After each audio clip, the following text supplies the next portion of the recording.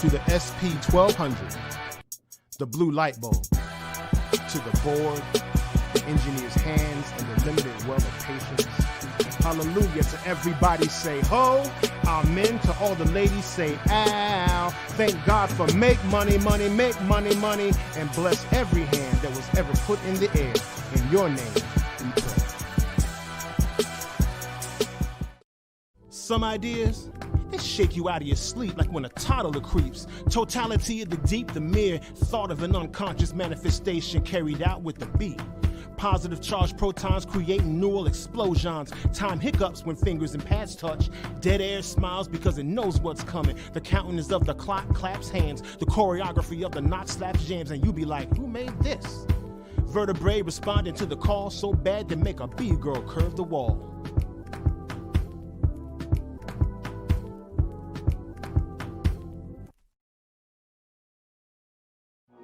Picture this. Underneath the margins, your words can breathe. Got your listeners tilting isosceles the way you holding volcanic quills, spitting decrees. Better believe it flows like these. You got gills, screaming at daffodils or dreaming in mandrills, derivative of skills. You're built in the workshop, rocking with Ra. Cause in life, the woodshed don't stop. It don't stop. It don't stop. Don't stop.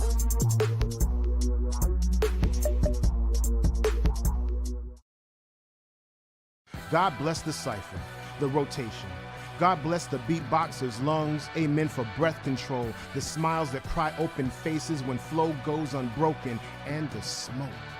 To stories you can see, to coming in on the one.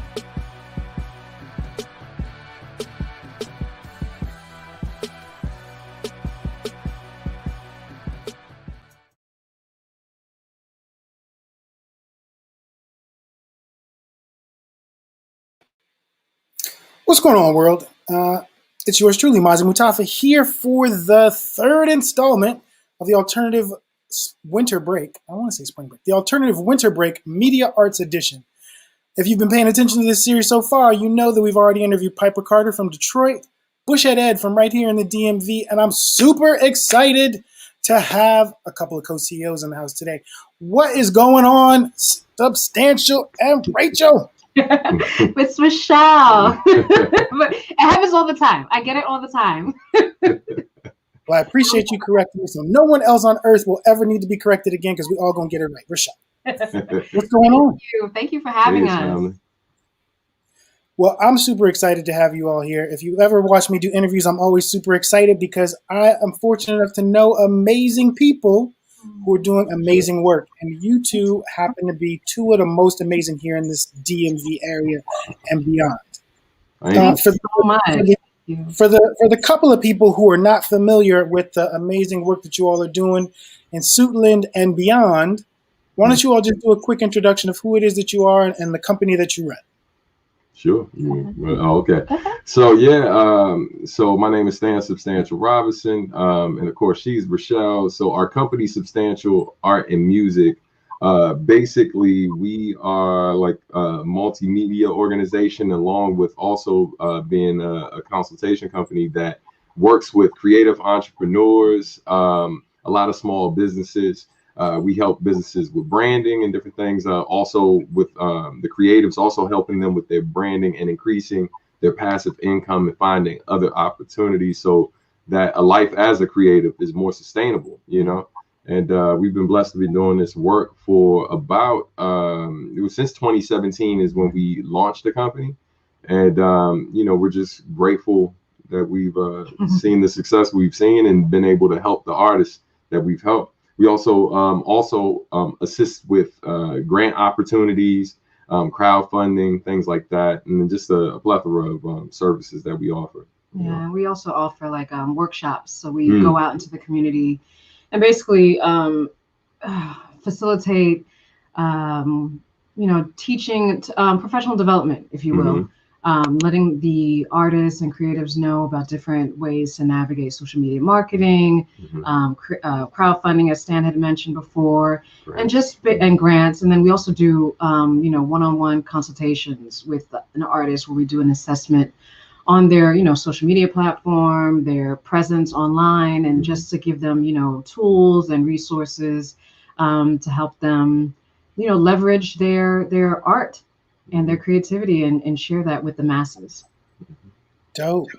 It's crazy that you all are doing a ton of stuff. Why don't we get back to where maybe where some of the inspiration for this comes from? One of the questions I'm starting all these interviews off with is about your family history.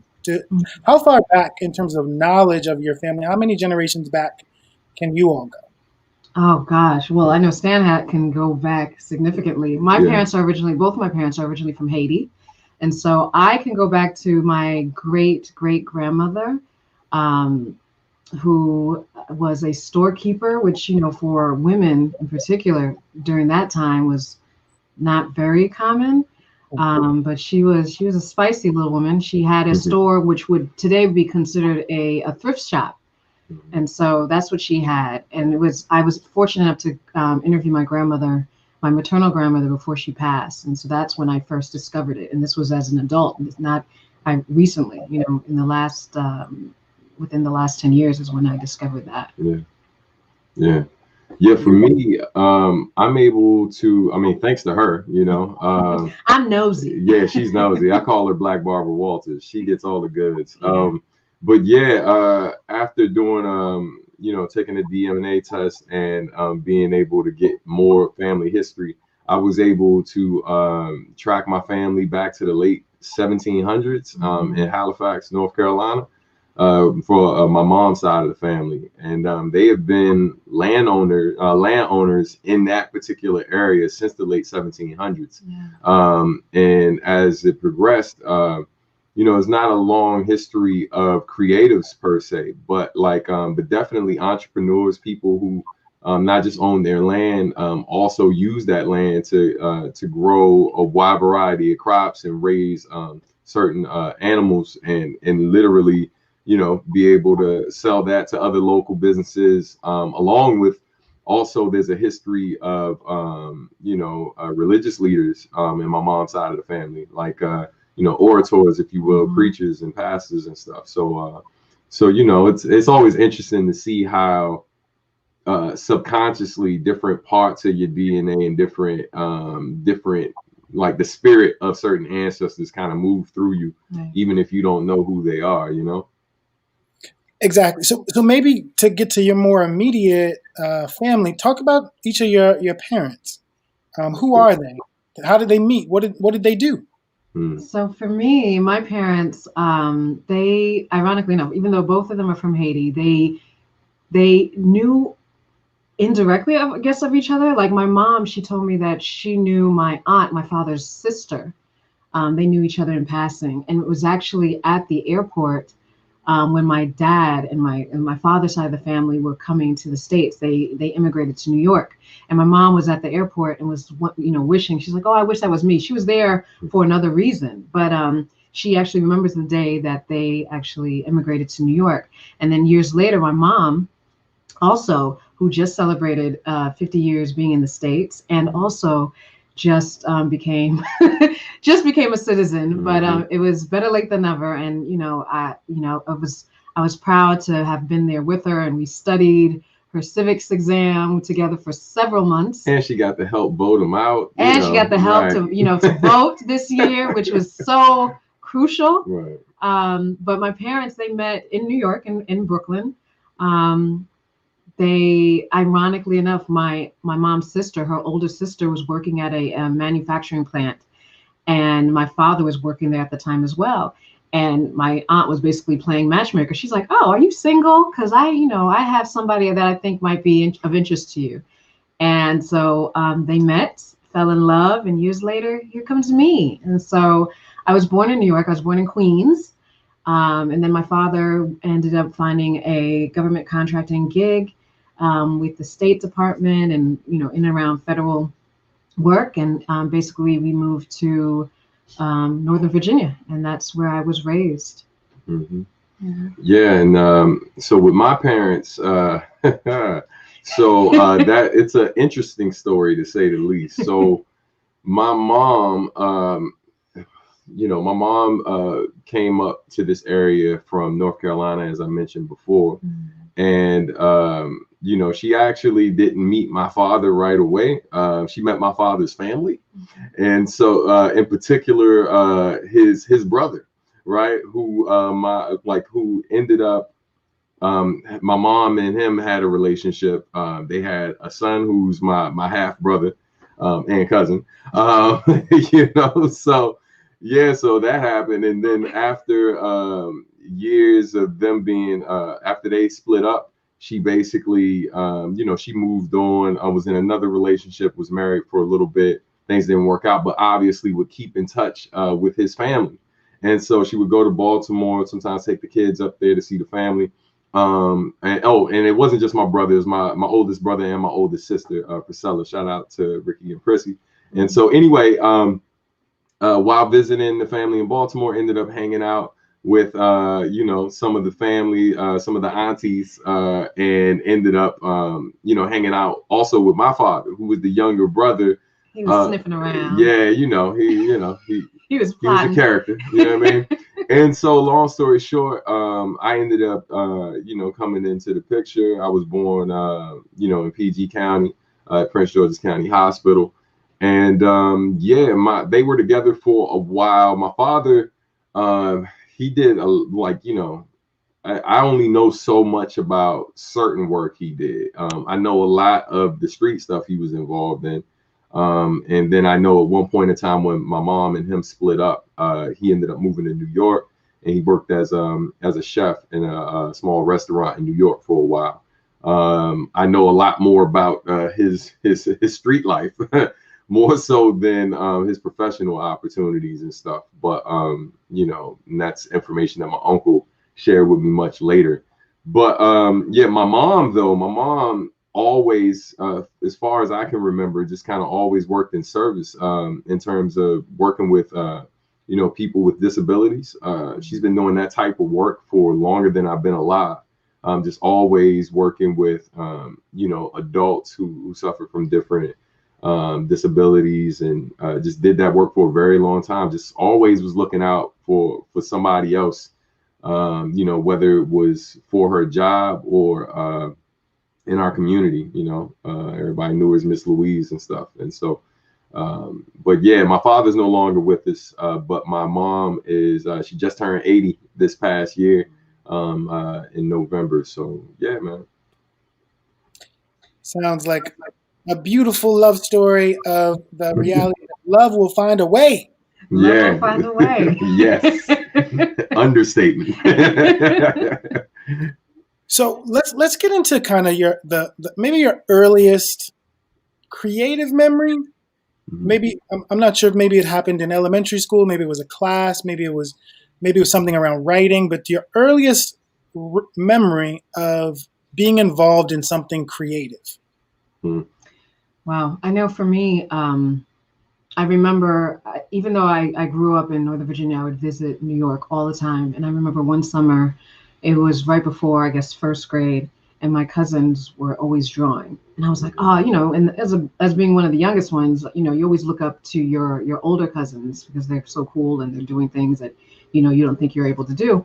And my cousin would show me how to draw a face. And so when I started first grade, I kept on doing it, kept on developing. And that love of drawing and illustration just kept, you know, evolving.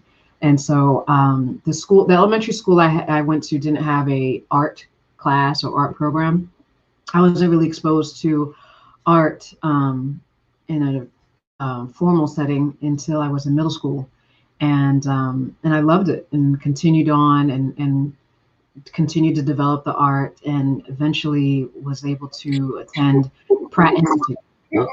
You're going too fast. Let's stick with the cousins and introducing you to drawing. So we're still in first grade. Yes. So do you remember which cousins? Do you remember their names? Yeah, it was my cousins on my father's side. My cousins Carlene and also my cousins Woodley.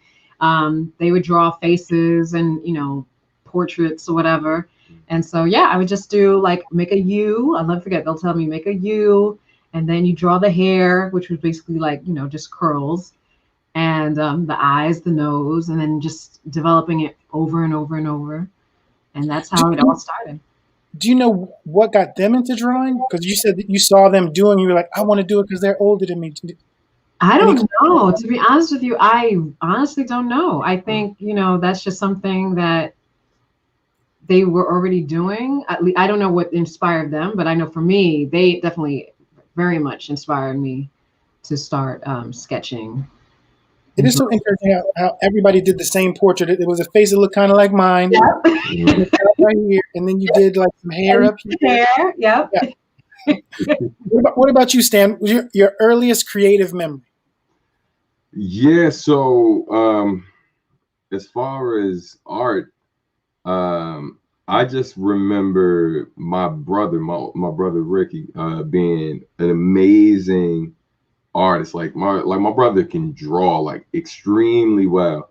And typical little brother, man, you see something that your brother can do and you want to be able to do it too, and hopefully be better than them. And so I remember him, I had a project for like first or second grade, I think it was like second grade, that basically required an image of a fox. And my brother just opened up encyclopedias. Shout out to encyclopedias. He just opened up an encyclopedia, found a picture of a fox, and he drew it. He drew it for me so I could use it for my project. And I could have been like a lot of folks where I just took that drawing, put it there, and then never tried to actually draw it myself. But I was just so floored by how dope it was. I spent weeks, if not months, trying to draw it as well as he drew it. And then that led to like me mimicking his handwriting. I thought his handwriting was amazing. My brother was a superhero to me. So I was just trying to be half as good as him. One of the fallouts I had with my dad was when my father and my mom had split. He eventually came back maybe a few months before he passed away. And I remember showing him my art, and I would show him these drawings, right? By this time, I'm in like maybe third grade, and fourth grade. And he would see these drawings and stuff, and I'd ask him what he thought, because he would never say anything to kind of let me know how he felt. And man, he told me flat out, he's like, boy, you can't draw. Now your brother can draw. It's like, but you can't draw. And so, it's like, it was confirmation to, like, I think some people hear that and get crushed, but like, I've always been a person that, like, if I wasn't that good at a particular thing that I was really interested in, I was going to figure it out. So when he said that, it definitely, I carried a chip on my shoulder for a very long time because of him saying it. But in that moment, I didn't cry, I didn't get angry. I just was like, it was what I already knew. I knew I couldn't draw as well as him. So my goal was to get as good as him and eventually better. And that kind of sent me down the path. And shout out to my cousin Marquise as well, because my cousin Marquise is the one that introduced me to graph, which I will credit him as kind of low key being the person that kind of sent me down the graphic design path and typography and all of those different things, because it all kind of spawned from my love for graffiti. Well, that sounds like that's probably like a middle school or high school memory right there. So why don't we go and move on to this next level of education? Because I'm asking the elementary, because so many people get influenced at a very early age, either by teachers or by family, and we don't necessarily in our day-to-day lives like remember those people that sowed those initial seeds, to be able to support what we were doing, or like you said, Stan, to be able to be like, this might not be the path for you, bro. Right. And that person might have been wrong. Like if you had actually continued, you actually probably would have got better just putting in your 10,000 hours. Mm-hmm. But you cared enough about their opinion to consider a different direction. Mm-hmm. And I think that's especially important to lift up for parents or for relatives or for teachers, to know that you could literally change the direction of someone's life with your opinion. Right. Mm-hmm. So when did that cousin who introduced you to graph, when did that happen? Was that a middle school or a high school? That was still elementary school, actually. It was maybe third grade, or I feel like it was either right before my father came home or like after he passed, or shortly. It was within a year of those major events. But I would go over his house and my cousin Diane and see them. And I just would see him doing graffiti. And so back, I would come back around the way, and we used to do, because we were super into wrestling back when WWE was WWF. And so we would take cardboard boxes, the same cardboard boxes that years before we were trying to break dance on. You know what I mean? We'd eventually take those joints, take a box cutter or like a steak knife from out the house, and we cut the boxes and make wrestling belts out of them. And so once I got used to doing box letters and then bubble letters eventually, I would take and then write like champion and all of the different intercontinental champion, blah, blah, blah, world champion. I'd write all of that, but in graffiti. And yeah, man, like before I ever touched the wall, it really just kind of started with my cousin introducing me. And then I just kind of fell in love there. And then he just kind of did one or two images for me. And then I just kind of developed the whole alphabet around that. Yeah, man, I would say by middle school, I was a full-on hustler by middle school, because even in elementary, I figured out how to monetize what I was doing. Like, because I feel like a lot of people that I was around ultimately who ended up, hitting the streets and selling certain things and doing whatever they could to get by. They ultimately did it not because, they loved the life of crime. They did it because they needed money for something, right? And so I was blessed that early on, that once I figured out how to do a particular thing, people would see me do it and then they would ask me to do it. And so eventually it clicked, like, yo, I'm doing all these drawings for free for people I know and like, who I call friends and blah, blah, blah. But they're asking me so much. I'm like, yo, this is taking up a lot of time. And so I was just like, man, let me just ask. Let me just see if if I ask for money, will they give it to me? And yeah, it started like asking people for like 50 cents here, $1 here, I'll do graffiti for me, draw my name, right? Or like, yo, I like that drawing you did. Can you draw me one like that? I'll give you $1. And I quickly learned that I could take this skill that I was developing, thanks to my cousin, my brother, and of course some of the stuff I would learn at school, and monetize it, which was, it was dope. Like, yeah, I wanted to work on my skill and I wanted to express myself, but I learned very young that, yo, if I keep with this and I keep monetizing and I keep basically saying, yeah, the prices are this, then I won't have to be banging on my mom's door all the time asking for money. Like I was in elementary school loaning money to my uncle and my brother, and they paying me back with interest a week or two later. So that was something that started really, really young. And then by like 6th grade and then eventually into middle school, I kind of had it down. I was already making a good amount of money, like just doing art, So Rachelle, you were talking about, so we started off with your cousins, and then you started to tell the rest of the story. So when is the next major creative experience? And I'm saying creative, not art, because creative could be like debate club, learning about language. Creative could be, styling yourself. Like, so your next major creative memory that you feel like set you in this direction that you're now on. Gosh, I would think the thing that comes to mind is I still do love watching movies, especially classic films. And so I would watch movies with my mom, like Cabin in the Sky, Imitation of Life, Mahogany. And so when I saw these movies with these women in these fabulous gowns, that's when I was first introduced to fashion and knew that that was even a thing, like fashion illustration. And so the next thing was pretty much going into that, and it was just, ripping out magazines, covers and inserts, and just drawing the models and the dresses. And that's when I really got into fashion design. I knew I could draw. Say again? Do you remember how old you were? Oh gosh. I want to say middle school. It had to have been middle school.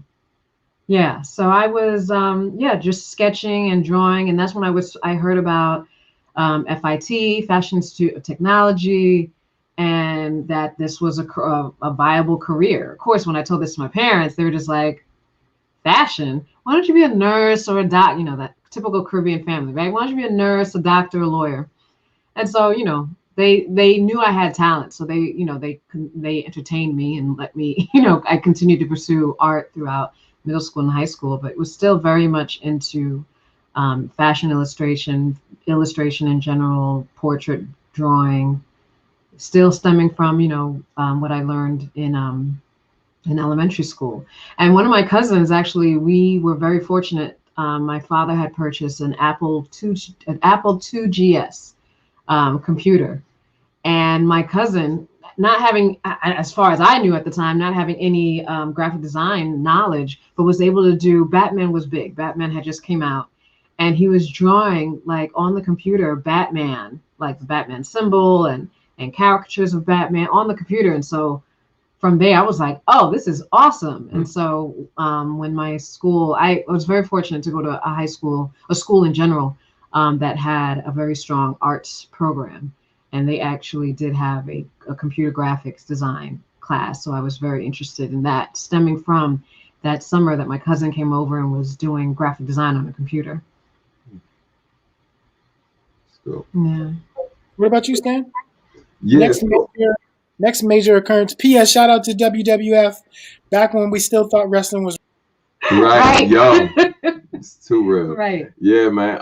Yeah, so once in middle school, I went to Kenmore Middle School, and while I was there, that was the first time I was tasked with creating a portfolio. Because art in elementary school, they never told us to make a portfolio, right? They just were like, this is the project you do, either take it home or you leave it at school. It eventually disappears into obscurity somewhere. And in middle school, they basically had us make a portfolio, right? Like we teachers showed us how to do it, taking the big construction paper, the huge Bristol paper or whatever, and stapling it together, to make a makeshift portfolio. And that was the first time that I really started collecting my work, like really being able at the end of the year, look at all that I had worked on. That was also the first time I got introduced to printmaking, which is something I actually have done a lot of over the years. And like a lot of people don't know that's necessarily in my repertoire, but I got introduced to printmaking in middle school, and still have like a bunch of the equipment here and at our office in Suitland. And yeah, man, but like middle school really was dope. It was a great experience and helped me develop my skills a bit more. And then while in middle school, I was hanging out at my boy's place, my man Jamal Gowdy, shout out to him. And he was auditioning for Suitland High School, and this is like 8th grade. I had never heard of the school. Like my mind was set that once I finally got to high school, I was going to play football. And so I really wasn't even thinking about taking my art to the next level. I just enjoyed doing it. And, I knew how to make money off of it when I needed money. And so I never really kind of thought of developing it further until I visited Suitland with him. Because I was staying the night over his place that weekend. His mom took us over to the school. I sat in the waiting area, just drawing in my sketchbook, doing the same thing I would do pretty much anytime I had like time to kill. And some of the women, some of the teachers there saw me drawing, asked if I was waiting to go in because they saw a lot of potential in what I was doing. And I told them, I was like, Miss Lady, I have no idea what this place is. I'm just here with my friend. Soon as he finishes, we're going to the movies or doing something else. I'm just killing time. She ends up talking to my not my mother, but my friend's mother, and they contact my mom and basically get permission to test me on the spot. So I'd had a portfolio at my middle school, but I didn't have it with me. I didn't have the take home stuff that people were supposed to bring in or whatever, and I didn't have anything. They just took me in the room after giving me the tour of the art program. Shout out to the VPA program at Suitland High School, saved my life. And while I was there after doing the tour, I just sat in the room for an hour and did, just drew the best picture I could on the spot, the best piece of art I could make on the spot. And fast forward that summer, I get a call from my mom while I was in Kentucky staying with one of my sisters. And she was like, yo, you got to start packing your stuff. I'm coming down to get you. You got to come home because you got into Suitland. And if you want to play football, you got to basically get registered and get back by a certain time for tryouts and all of that.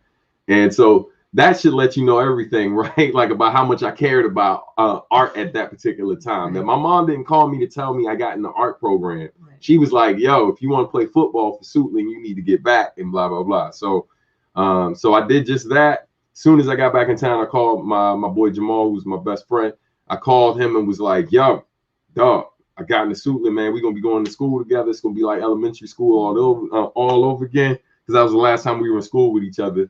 And my man hit me with the, yo, I ain't get in. And that was crushing because I really felt like I took something from him. You know what I mean? Like I really, really felt like I took an opportunity from him.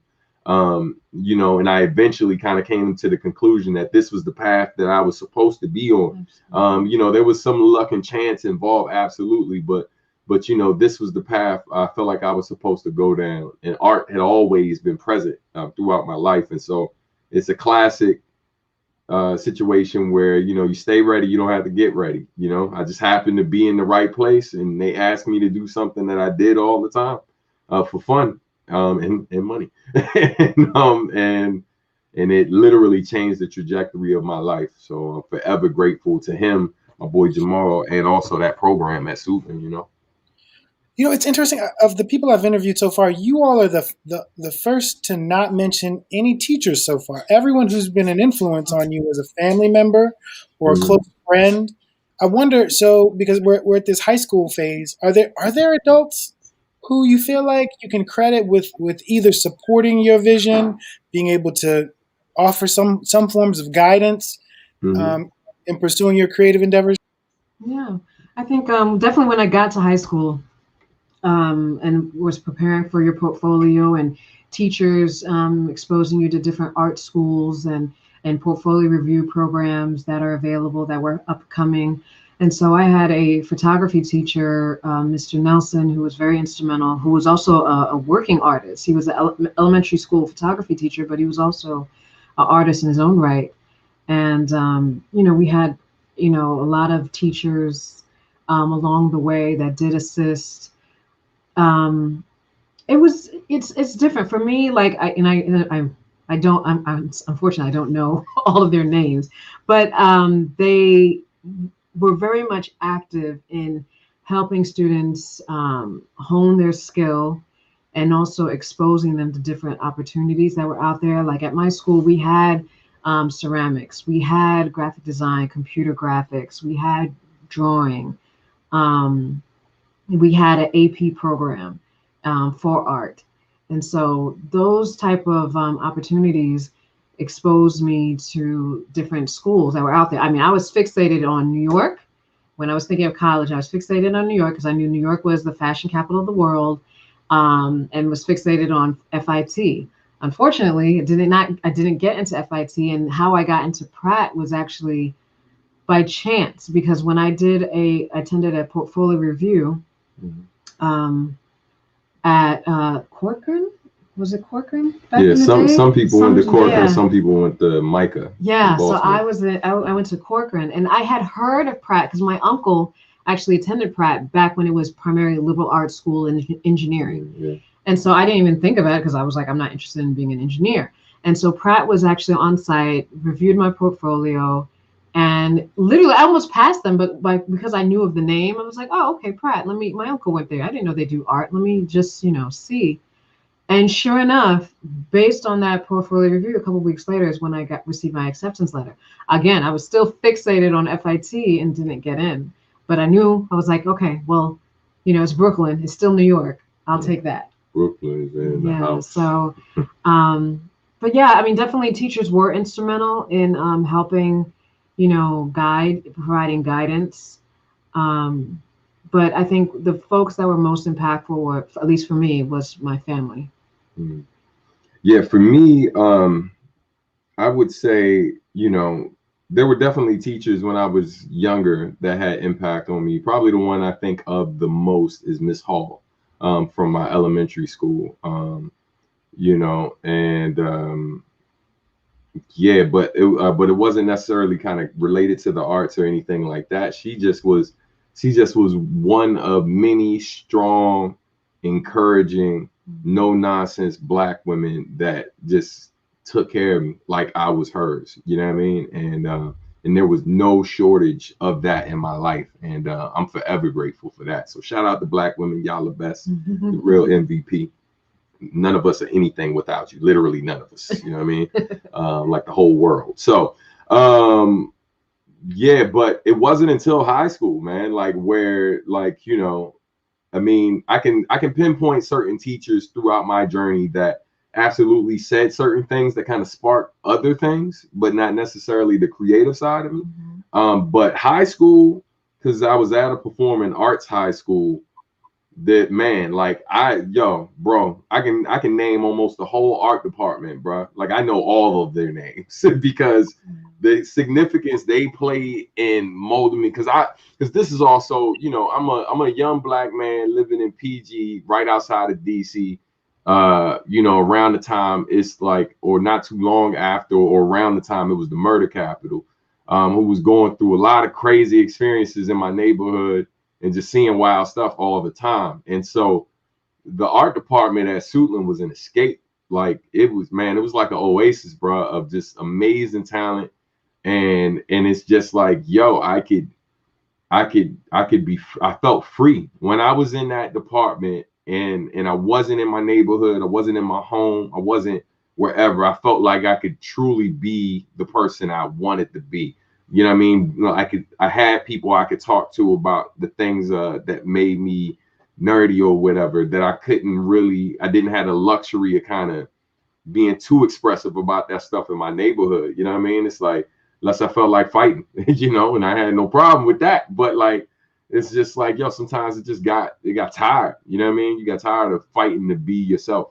And so anyway, as far as the teachers, man, the one that I think of first all the time is Mr. Fear, simply because one, his name was Fear. His real last name, the joint said period 1 Don Fear. That's your teacher. And I'm like, yeah, this got to be a typo.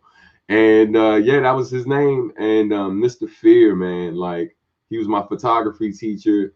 He looked after me like, you know, like I was, you know, at least a stepson or a nephew. You know what I'm saying? Like he definitely, you know, I can't remember, man. I remember the day like, yo, I'm fighting tears right now. I remember the day I disappointed him.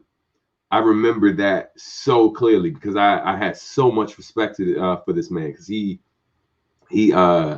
you know, he recognized all of my different interests. It wasn't just about art. He wanted to know who I was and what I was interested in. And when he found out I was in football, he was super supportive. When he knew it was my first game, he was like, man, he took me out of class for a minute, gave me a talk and see where my head was at. It was like, man, you want to go out in the back, run off, get rid of any nervous energy you got. I'm like, we got class. He was like, it's my class. So if you want to do that, like, yo, he was just different. And I remember getting into this physical altercation at school, and getting real heated, and I broke some property at the school, you know, because of how angry I was. And man, the talk he gave me, you know, like my father passed away when I was 10. So I clung to, you know, when I had like men in my life for a brief period of time who were offering me wisdom and guidance, and I could tell the love was sincere.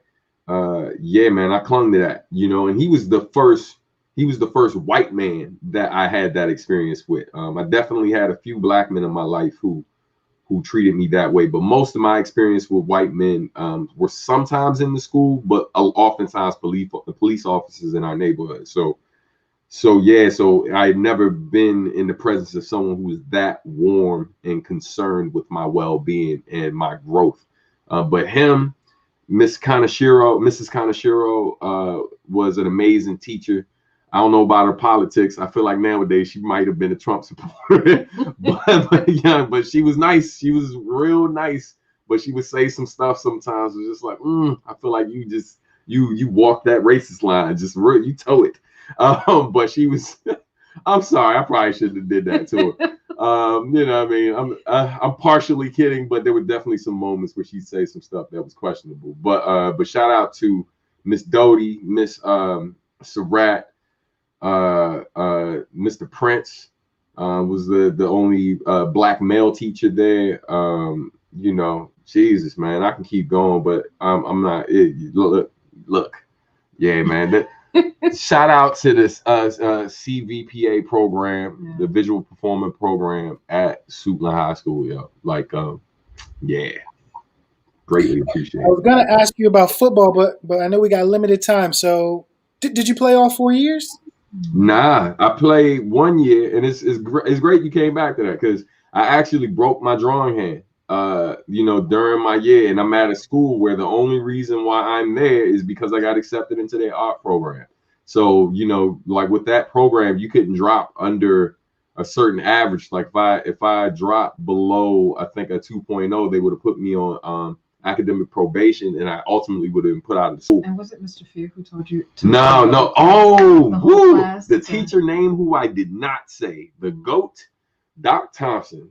That old white lady is insane, but she is the best, man. She was such a character, yo, such a character. But she is hands down the greatest teacher I have ever like had the pleasure of learning under. Yeah. So I broke my hand. And yo, when I came in and she saw the cast, she basically asked, she was like, you know, saw how it was covered up. She's like, you can't write, right? Or draw with that hand now, right? I was like, no. She's like, have you ever tried with your left? And I looked at her sideways and was like, I'm right-handed. So, you know, and so, yo, she basically called the whole class attention and was like, everybody, take your pencil, put it in your opposite hand. And for like several days, made everybody draw with their bad hand because of me. Like, was just like, yo, I want you to. And then after, you know, everybody tried it for a period of time, she just had me keep doing it while my hand healed. So for a while, I could draw with both hands. You know, my left hand wasn't as strong as my right in terms of my drawing, but it was better than your average person who said, oh, I can kind of draw. Like, man, I got pretty nice with it. And it was all because of her. And she was just, dude, I've seen her take kids who were like decent artists. And by the end of the year, man, after having her class, dude, they were drawing phenomenal stuff. Like, it didn't even look like the same person drew certain things. But shout out to Doc Thompson. You know, they named the gallery at the school after her while she was still alive. So that should speak volumes about what type of woman this was. You know what I mean? Get them roses while she can still smell them. Yeah, right. Absolutely. So let's talk. So both of you then transitioned to go to college. Is that where you all met? Yep. We met at Pratt in Brooklyn. You transitioned. Both of you were accepted at Pratt. Yep. Talk to me about Pratt, and then frame what happens after Pratt to get you to where we are now. Gotcha.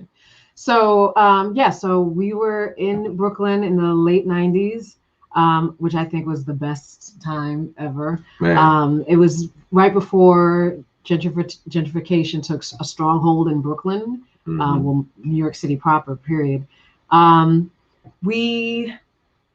I didn't know Stan my freshman year. Actually towards the end of our freshman year is when I met him. Started hanging out, yeah. I knew of Stan because every time in the cafeteria he was playing spades, and I would go to class, come back, and he was still playing spades. I was a double major, so I was like, when does he get work done? Spades. Yeah. So that was his minor. Right. But so I got accepted into the fashion department, the fashion program. Excelled there. I am very much, when we talk about instructors who we're still very much in contact with, Adrienne Jones, shout out to her, was my freshman year teacher, design teacher, who I'm still very much, she is like mommy, sister, auntie, all wrapped into one. So she's a mentor who helped guide me. College, Pratt Institute is a private institution. It's very expensive. And so it was a struggle. My parents both work. My mom is a CNA, and my father's an engineer. And so, but it was still tough and still forced you to be very creative. After graduating, though, actually before that, so I excelled in the program, received awards. And so I'm thinking, okay, this is a wrap. I should get a job. I've had great internships. It shouldn't be a problem. Graduated, months went by, no job. Was able to find, opportunities in different sectors. I worked in media for a bit. I worked in magazines, was working with Alvin Ailey Dance Theater as their Ailey 2 junior company wardrobe supervisor, which was a great experience. Got to travel the country, which was great. Before then, prior to that, I've pretty much been from New York to Virginia, back to New York again. And so with them, I was able to really see how it was working in the nonprofit sector and seeing the benefits as well as the hardships in that realm. But I was still antsy. Like I still wanted to do something creative because right there it was just pretty much, going through the motions. And so when we decided to get married, my family, as well with most Caribbean families who I've engaged with, are natural event planners and party planners. And so I decided to transition and do work into hospitality. So I did that for a while. But again, I have I'm very free spirited. I'm very antsy. I can't stay still. And so I changed up again, went into education. I had a teacher who was working with students at the hotel I was working at. Shout out to Radisson JFK Airport I was the catering sales manager. And there was a teacher there I was working with, at-risk youth. And I took my time to work with them and show them the ropes and everything. And she said, you know what? You would be a great teacher. Never had really thought about it. My grandmother, my father's mother, was a teacher. And so I started thinking about it. I was like, hey, maybe, education. So was working for DCPS for a bit, worked as a substitute at Prince George's County Public School as well, but did that for a bit. And then wanted to get back into the arts and with nonprofits. And so I worked with the Arts Council of Fairfax as their grant sales manager, as their grants manager. And that was the turning point. That was when I was working with artists and arts organizations and helping them obtain funding and providing them with opportunities and doing workshops. And that's when I think the light bulb really was like, okay, maybe it's not necessarily producing art, but also producing artists and helping them with their path. And so, I did that for a while and honed my skills that way. And also the fact that, not for nothing, in that type of atmosphere, I was noticing I was either the only Black person in the room, or it was maybe one or two of us. And I was like, there are so many opportunities out here, because again, having experience in DC, there's so many opportunities out there, but unfortunately for Black folks and people of color, either they're just not privy to the information, or folks aren't purposely doing outreach to let them know of the different opportunities that are out there. And so Stan and I began discussing and really wanted to really reach out to our folks, to our people, and to provide them with assistance so that they can excel and really produce. A lot of times I think with creatives, you're so focused on just the creating aspect, and then the business fails. And so to have, both sides of the brain functioning and working, that's where we come in and provide them with their tools and resources and recommendations so that they can excel. And to be honest with you, this last year, 2020, was a test for a lot of folks. And we were so grateful to be able to really help a lot of artists, whether they were doing it full time or whether they're doing it part time, but just showing them how to navigate and really, really take their careers to the next level. Yeah. For me, ending up at Pratt had a lot to do, one, with Suitland, but also the fact that it was New York. I started really pushing my music during high school, and had opportunities popping up related to the music. So I knew I wanted to be in a place that was conducive to both me pursuing a career in the arts while simultaneously pursuing a career in music. Pratt was a great place to be in terms of networking, the friendships that we made that we still have to this day with a lot of the folks we attended Pratt with. And, it was just a great place to hone your craft and really develop yourself, not just as an artist, but as a person. While I was there, I was simultaneously pushing my music, met, a lot of the brothers from Q&5 Music, Pac first, and then later Tone. And of course, my brothers MCMI, who also are known as the Plague, Pumpkinhead, and all of them brothers. I met while I was at Pratt. And so I was making music simultaneously while I was in school. Ultimately got a record contract with the late great Nugent, rest in peace, and rest in peace to Pumpkinhead as well. Got a record contract while I was in school, and ultimately decided to drop out of school so I could pursue my music full time.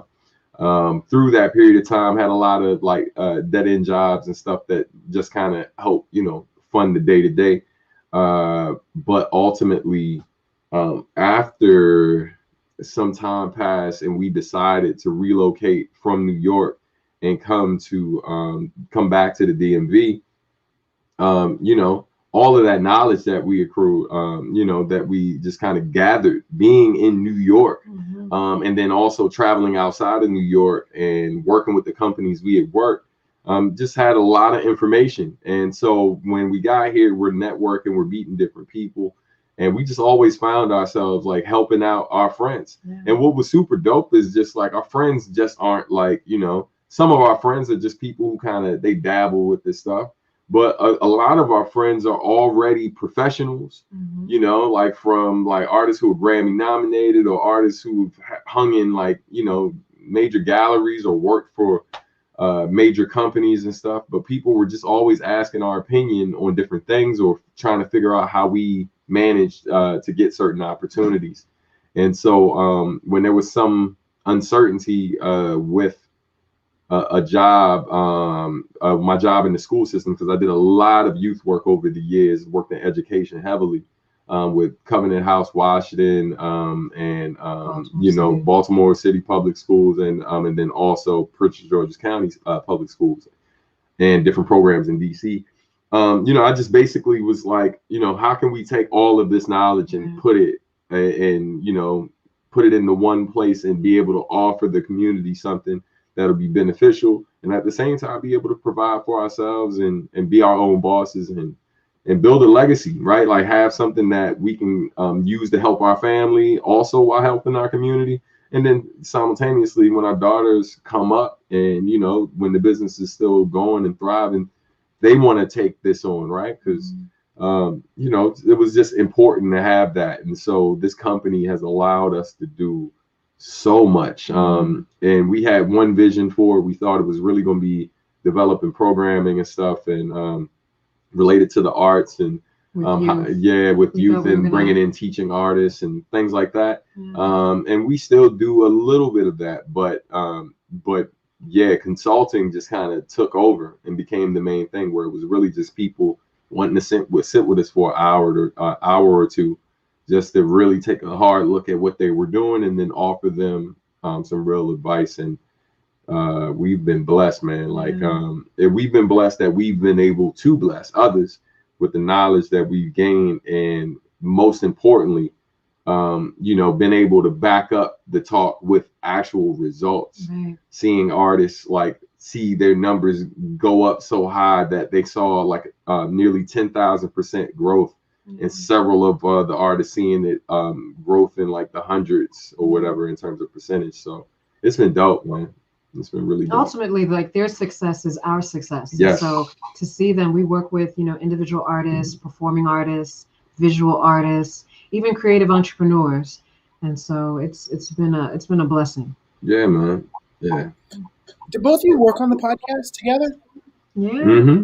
Yeah. So let's talk about the podcast. So for people who are just being introduced to your brilliance, they know how to get more. Can you talk to me a little bit about the podcast? So we came up during the pandemic. Stan and I, people have always complimented us on our voice, like, you guys should be on radio. And so since we had time to kill, we were all in the house.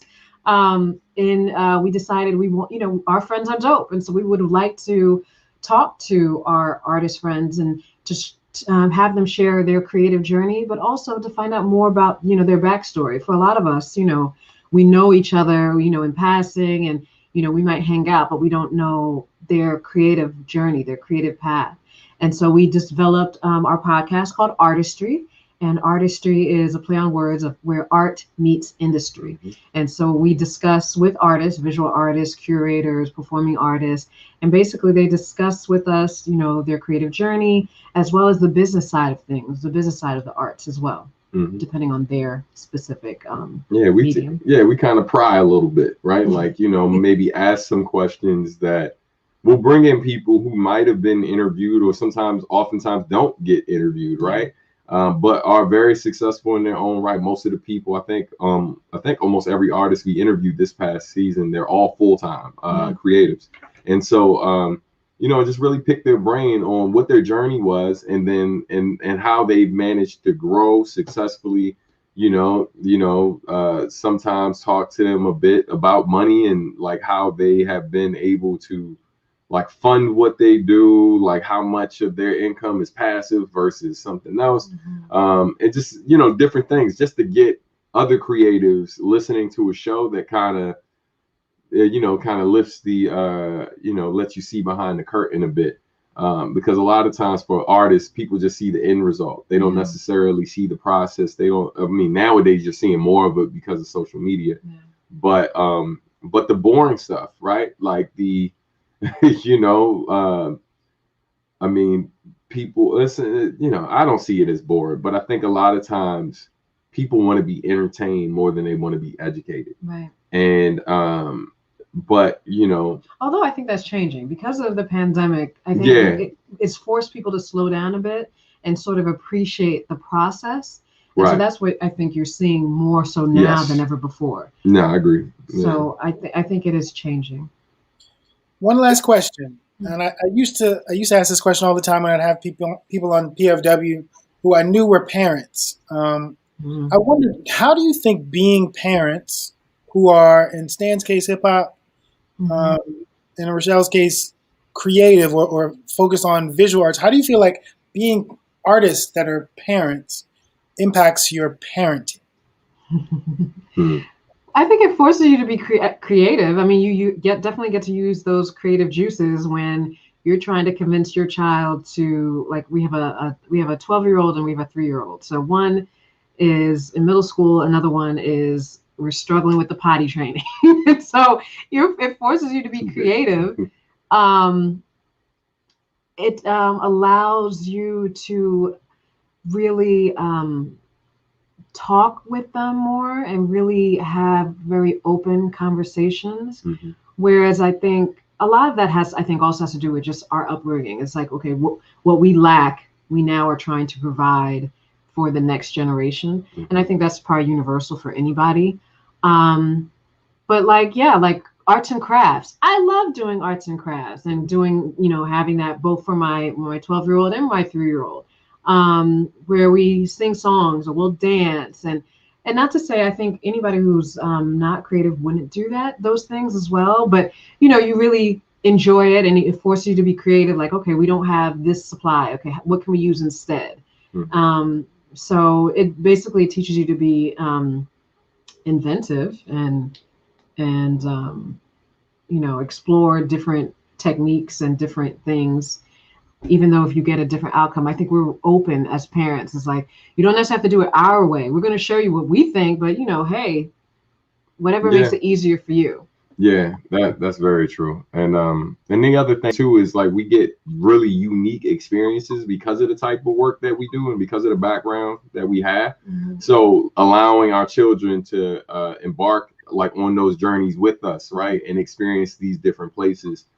Making it a family affair whenever possible, so that they can see that, you can start your own thing, right? And be able to not just make enough to get by, but make enough to let the family enjoy this experience and just kind of make it more tangible for you. And we're also able to show, like our eldest, she's very much into comic books and writing comic books and drawing. And so exploring different paths to employment.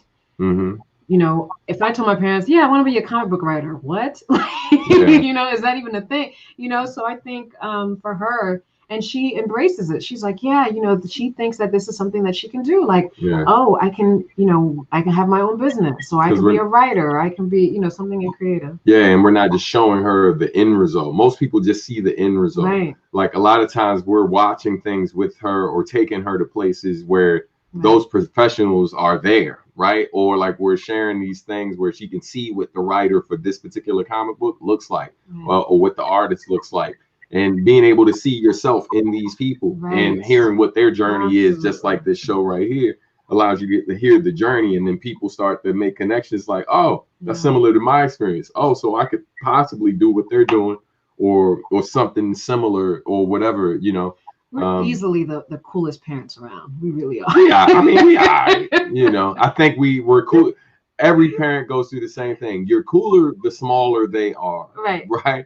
And as they start to age, you slowly become not as cool. You're still cool, but you're not as cool as you once were. Shout out to parents raising middle schoolers and high schoolers. Everywhere. They know exactly what I'm talking about.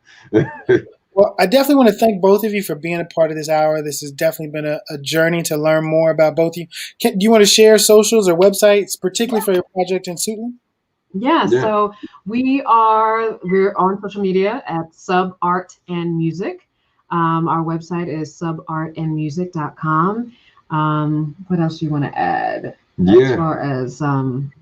As far as things that we're doing, we're still working on. We are available for consultations. We do special programs. We just completed our Kwanzaa celebration, which is on YouTube, which was a virtual program. Thanks to everyone who watched. Yeah, so we're excited about that. So yeah, we just love bringing community together, even though we're apart. So yeah, and definitely check out our artist partners, Creative Suitland. That's where our office is located in Suitland, Maryland. You can check out their website, creativesuitland.org. They'll be listing other programming that they'll have going on, and also listing different workshops that we'll be doing virtually with them coming up in the near future. That's what's up. Well, thank you so much for being a part of this inaugural alternative winter break focused on media arts. You two are amazing. I wish nothing but continued success to each of you. And thank you for sharing your journey. Thank you so much. Man. Thank you, appreciate you. No doubt. All right, folks, we're about to go ahead and get out of here. Tomorrow, I'm actually going to be talking to some West Coast legends. I'm going to be talking to Mr. Davey D, who's an amazing hip-hop historian, along with Jeff Chang. So tune in. He's the author of Can't Stop, Won't Stop, along with a whole bunch of other things. Please tune in tomorrow, 6 o'clock. All right? Holla. To the SP1200, the blue light bulb, to the board, the engineer's hands, and the limited well of patience. Hallelujah to everybody say ho. Amen to all the ladies say ow. Thank God for make money, money, make money, money, and bless every hand that was ever put in the air. In your name, we pray. Amen. All right, y'all. Peace.